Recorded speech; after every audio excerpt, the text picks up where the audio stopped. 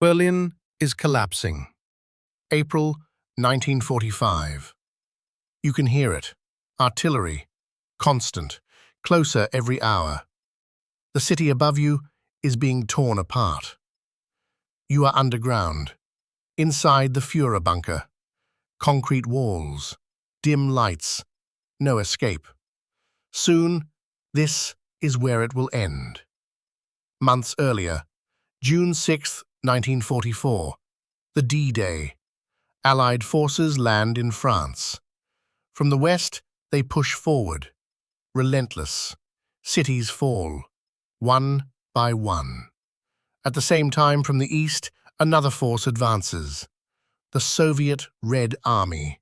Stronger, closer, moving toward Berlin. There is no stopping it now. January 1945.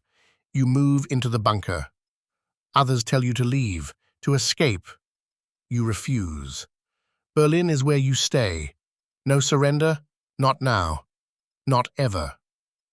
April 16th, 1945. The final assault begins. The Battle of Berlin. Soviet forces surround the city.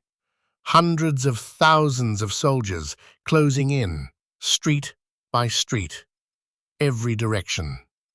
Inside the bunker, time slows. Maps cover the tables, but they mean nothing.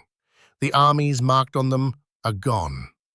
Still, orders are given, commands sent out to forces that no longer exist. Above you, Berlin is burning. Below you, pretend it isn't over. April 29th, 1945. You marry her, Eva Braun. After years in the background, she becomes your wife. It is quiet, almost peaceful, for a moment.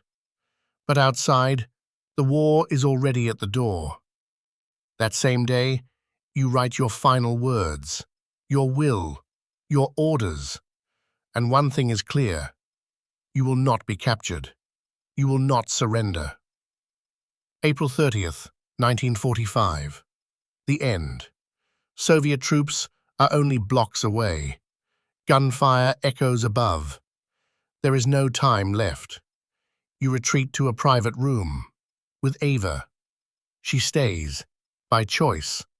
But before that, a final test. Your dog, Blondie, given cyanide. To make sure it works. To make sure there are no mistakes. Cyanide capsules, now certain. Then silence. A final decision, already made. Eva Braun takes the poison. You follow. Poison and a gunshot. Outside, they wait. No one speaks. When they enter, it's over. The bodies are carried upstairs, into the garden. Fuel is poured. Fire. An attempt to leave nothing behind, but the fire doesn't finish it. Not completely. Days later, the Soviet Red Army takes Berlin. Special units begin searching. Not just soldiers, intelligence. The SMERSH. They comb through the bunker, the garden, the burned ground. What they find is barely recognizable. Charred remains, fragments, but enough. Identification begins, not by face, by teeth. Dental records.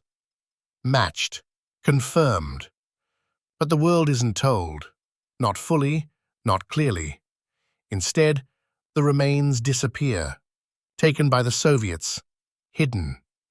They are buried, secretly, in Soviet-controlled territory, then later dug up again, moved, reburied, again and again.